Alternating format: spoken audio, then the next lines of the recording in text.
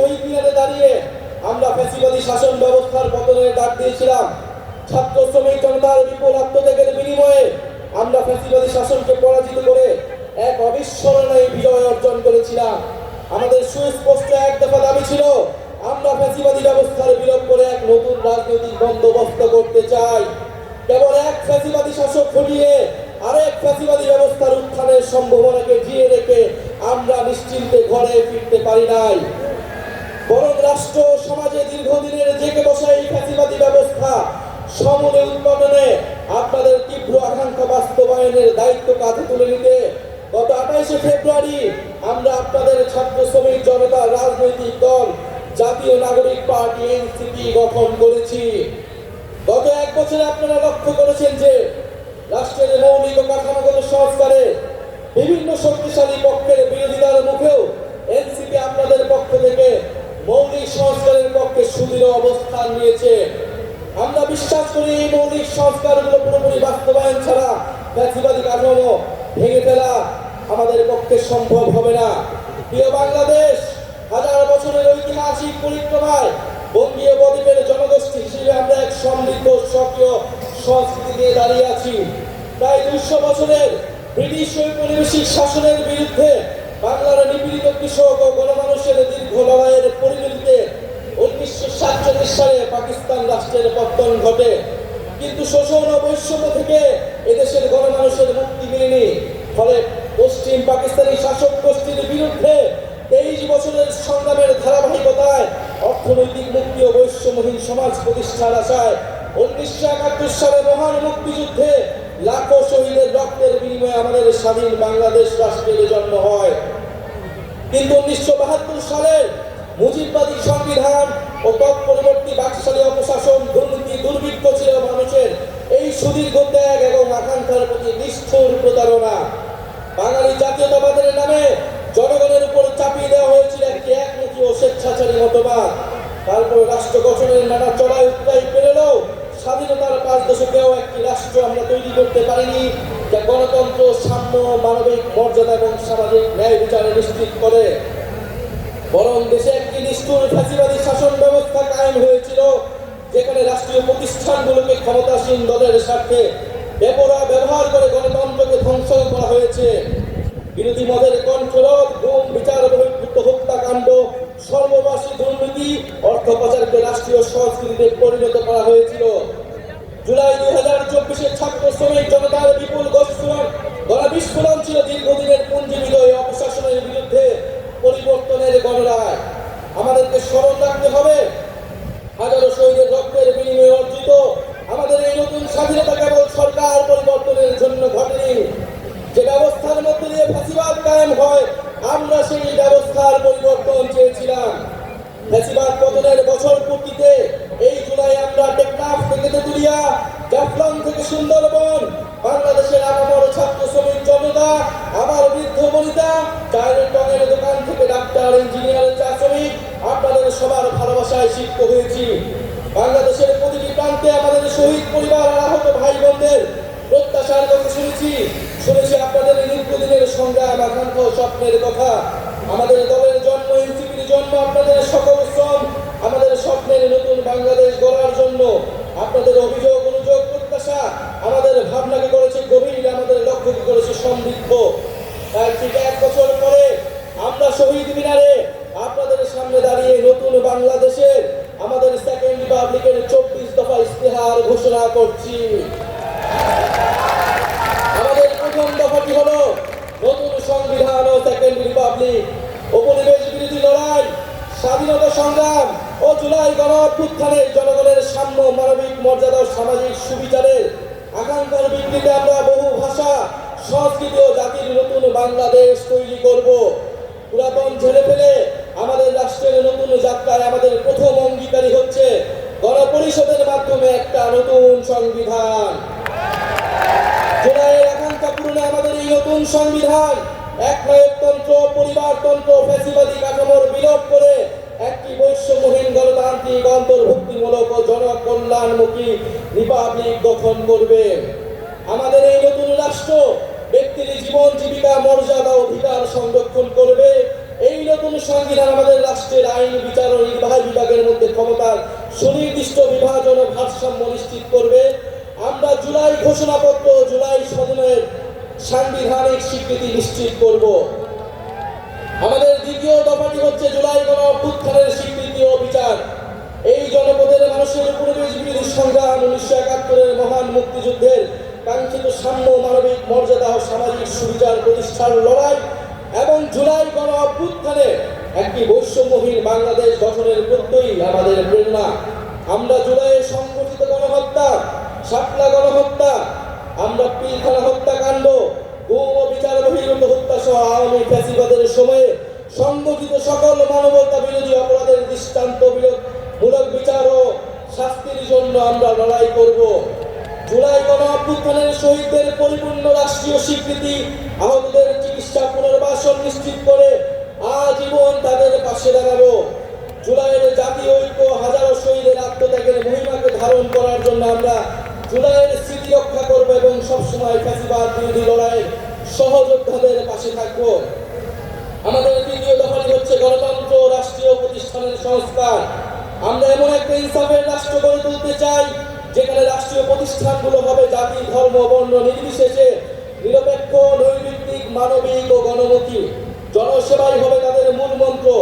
একই সঙ্গে রাষ্ট্রের সকল সাংবিধানিক ও বিধিবিধ জবাবদিহিতা নিশ্চিতকারী প্রতিষ্ঠানের ক্ষমতা বৃদ্ধি করা হবে, যেন এই প্রতিষ্ঠানগুলো স্বাধীনভাবে কাজ করে নির্বাহী বিভাগের কর্তৃত্ব পরায়ণ হওয়ার প্রবণতা প্রতিহত করতে পারে। আমরা এমন একটা গণতান্ত্রিক রাষ্ট্র প্রতিষ্ঠা করতে চাই যেখানে জনগণ শুধু নির্বাচনের দিন ক্ষমতার উৎস হবে না, বরং রাষ্ট্র পরিচালনার প্রতিটি ক্ষেত্রে জনগণের অংশগ্রহণ নিশ্চিত করা হবে। আমরা অবাধ, সুষ্ঠু, নিরপেক্ষ নির্বাচনের জন্য নির্বাচন কমিশন আইন ও গঠন প্রক্রিয়ায় মৌলিক পরিবর্তন সাধন করব এবং রাষ্ট্র কর্তৃক নির্বাচিত ব্যয় নির্বাহের আইন করার মাধ্যমে নির্বাচনে কালো টাকার প্রভাব হ্রাস করব এবং সৎ ও যোগ্য প্রার্থীদের প্রতিদ্বন্দ্বিতার সুযোগ সৃষ্টি করব। আমাদের চতুর্থ দফাটি হচ্ছে ন্যায় ভিত্তিক বিচার ব্যবস্থা ও আইন সংস্কার। আমাদের রাষ্ট্রে স্বাধীন বিচার বিভাগ ক্ষমতাবানদের পক্ষে অন্ধ অবস্থান নেবে না, বরং মজলুমকে তার প্রাপ্য ন্যায় বিচার বুঝিয়ে দিবে। এছাড়া একটি সত্যিকার জনগণতান্ত্রিক রাষ্ট্র গড়ে তুলতে আমরা ঔপনিবেশিক আমলের সকল আইনকে জাতীয় ও আন্তর্জাতিক মানবাধিকার মানদণ্ডের ভিত্তিতে যুগোপযোগী করব। মৌলিক মানবাধিকার লঙ্ঘন করে এমন কোনো আইন তৈরি করা হবে না। আমরা বিচার বিভাগের আলাদা সচিবালয়কে পরিপূর্ণ আর্থিক স্বাধীনতা প্রদান সহ সম্পূর্ণভাবে ক্রিয়াশীল করব। মামলার জট ও দীর্ঘসূত্রে কমাতে আমরা বিচারক, আদালতের সংখ্যা বাড়াবো। আমরা মামলার নথিপত্রগুলোকে ডিজিটালাইজ করব এবং মামলার অগ্রগতি অনলাইন ট্র্যাকিং এর ব্যবস্থা করব।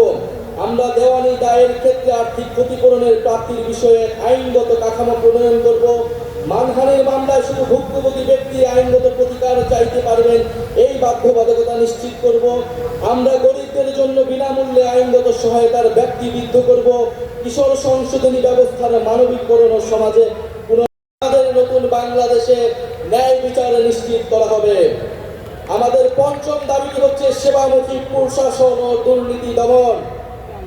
বাংলাদেশে আমলাতন্ত্রকে দলীয়করণের মাধ্যমে শোষণের হাতিয়ার হিসেবে ব্যবহার করা হয়েছে। আমরা প্রশাসনের সকল প্রকার রাজনৈতিক হস্তক্ষেপ বন্ধ করব।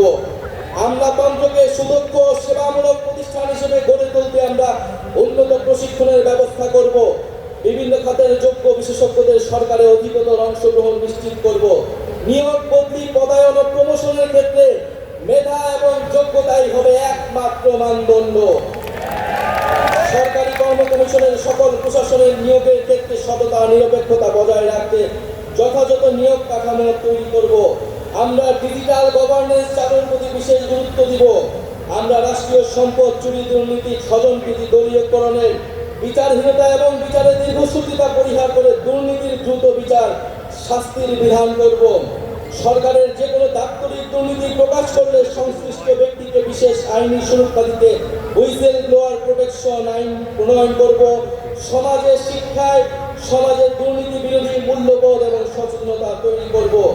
আমাদের ষষ্ঠ দাবি হচ্ছে জনবান্ধব আইন শৃঙ্খলা রক্ষাকারী বাহিনী। আমরা এমন এক বাংলাদেশ গড়তে চাই যেখানে আইন শৃঙ্খলা রক্ষাকারী বাহিনী পুলিশ আর সাধারণ মানুষকে ভয় দেখিয়ে ওয়ারেন্ট ছাড়া তুলে নিয়ে যেতে পারবে না। আমরা ঔপনিবেশিক আমলের 1861 ও 1898 সালের পুলিশ আইন যুগোপযোগী করব। আমরা গড়ে তুলব এমন কাঠামো যেখানে পুলিশ হবে মানব অধিকারের রক্ষক, নাগরিকের সেবক। আমরা পুলিশ ও আইন শৃঙ্খলা বাহিনীর রাজনৈতিক অপব্যবহার বন্ধে ও তাদের বদলি পদায়নের স্বচ্ছ ব্যবস্থা চালু করতে একটি স্থায়ী পুলিশ কমিশন গঠন করব। যে কোনো গ্রেফতারের ক্ষেত্রে ওয়ারেন্ট বা সুস্পষ্ট কারণ উল্লেখ করতে হবে। গ্রেফতারকারী পুলিশের পদবি ও পরিচয় স্পষ্টভাবে জানানো হবে। আমরা চালু করব কমিউনিটি ভিত্তিক পুলিশিং এবং মানবাধিকার কেন্দ্রিক প্রশিক্ষণ। সহিংস অপরাধের প্রতি আমাদের থাকবে জিরো টলারেন্স। আমরা র্যাব বিলুপ্ত করব এবং আমরা গোয়েন্দা সংস্থাকে রাজনৈতিক স্বার্থ ও মানবাধিকার লঙ্ঘনে ব্যবহার বন্ধ করে সুস্পষ্ট আইন কাঠামো তৈরি করব। আমাদের সপ্তম দাবিটি হচ্ছে গ্রাম পার্লামেন্ট ও স্থানীয় প্রশাসন, স্থানীয় সরকার। মানুষ গ্রাম ছেড়ে শহরে চলে এসেছে, এতে শহরগুলোর উপর চাপ পড়ছে এবং গ্রামীণ অর্থনীতি দুর্বল হচ্ছে। আমরা গ্রামের সক্রিয়তা অক্ষুণ্ণ রেখে শহরের সুবিধা গ্রামে পৌঁছে দিতে চাই। আমরা গ্রামে উৎপাদন ও বিনিয়োগের সুযোগ বাড়িয়ে স্বনির্ভর গ্রাম তৈরি করব। আমরা স্থানীয় পর্যায়ে শাসন ব্যবস্থায় জনগণের অংশগ্রহণ নিশ্চিতে গ্রাম পার্লামেন্ট গঠন করব এবং এই পার্লামেন্টের হাতে স্থানীয় সমস্যা সমাধান ও উন্নয়ন তদারকির দায়িত্ব অর্পণ করব। আমরা স্থানীয় সরকার কাঠামোকে শক্তিশালী করার মাধ্যমে ক্ষমতার বিকেন্দ্রীকরণ নিশ্চিত করব এবং স্থানীয় সরকারকে স্থানীয় উন্নয়নের কেন্দ্রবিন্দুতে পরিণত করব। আমরা সংসদ সদস্যের ক্ষমতার অপব্যবহার বন্ধ করে স্থানীয় নির্বাচিত জনপ্রতিনিধিকে ক্ষমতায়িত করব। একই সাথে সামাজিক জবাবদিহিতা ও দায়বদ্ধতা নিশ্চিতকারী কাঠামোগুলোকে যেন দায়িত্ব পালন করতে পারে সেটা নিশ্চিত করব। আমরা একটি স্বাধীন স্থানীয় সরকার কমিশন গঠন করব, যে স্থানীয় সরকারের বিভিন্ন প্রতিষ্ঠান যেন ভূমিকা পালন করে তা নিশ্চিত করবে। আমাদের অষ্টম দফাটি হচ্ছে স্বাধীন গণমাধ্যম ও শক্তিশালী নাগরিক সমাজ। আমরা সংবাদ মাধ্যমের শতভাগ স্বাধীনতায় বিশ্বাস করি এবং যথাযথ আইনি ও নীতি কাঠামোর মাধ্যমে সেটি নিশ্চিত করব। আমরা প্রেস কাউন্সিলকে যুগোপযোগী এবং কার্যকর করব।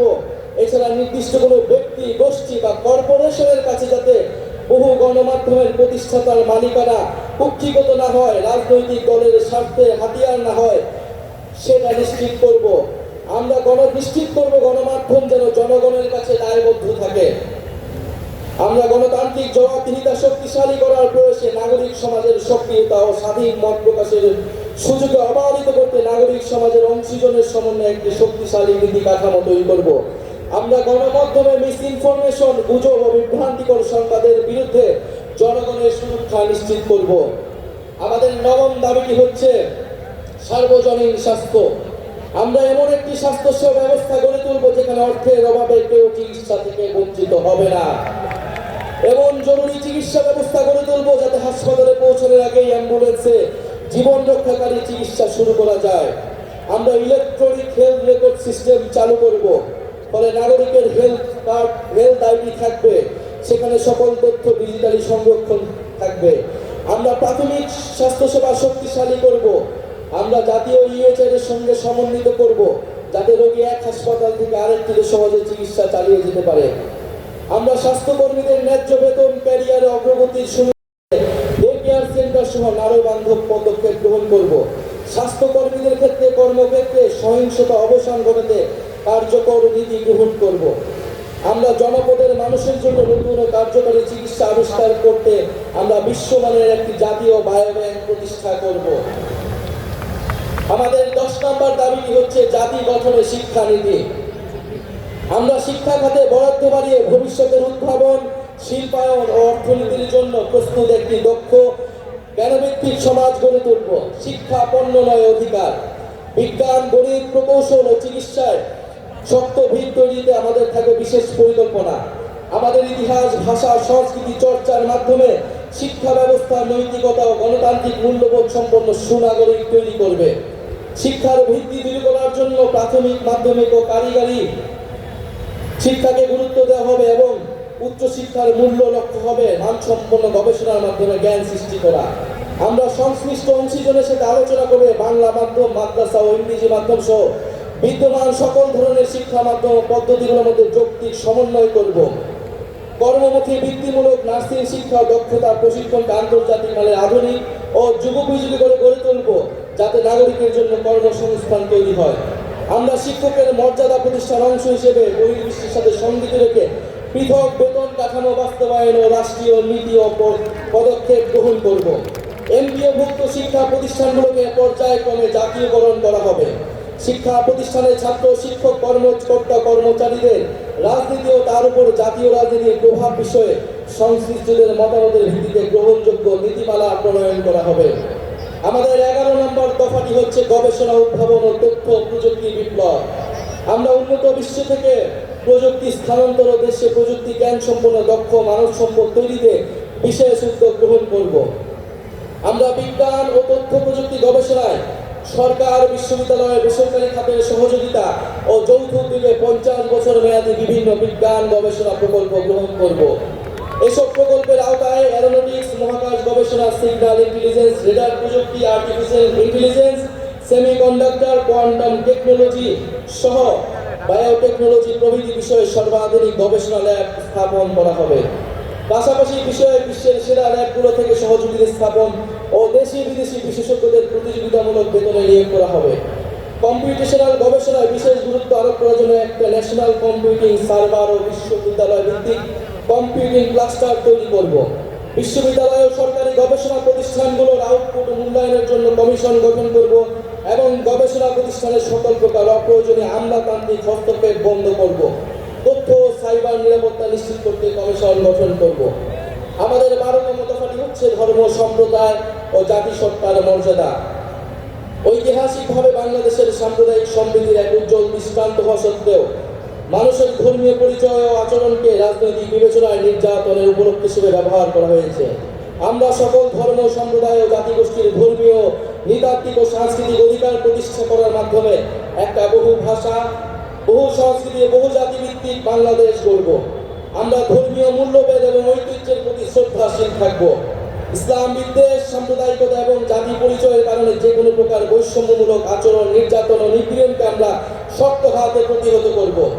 আমরা এই ঘটনার মোকাবেলায় স্বাধীন তদন্তের এখতিয়ার সম্পন্ন মানবাধিকার কমিশনে একটি বিশেষ সেল গঠন করব। আমরা হিন্দু সম্প্রদায়ের বেদকল্পিত জমি উদ্ধারে কার্যকর ব্যবস্থা গ্রহণ করব। দলিত, হরিজন, তফসিলি সম্প্রদায়ের সমাজের পিছিয়ে পড়া অংশের বিকাশে আমরা কার্যকর পদক্ষেপ গ্রহণ করব।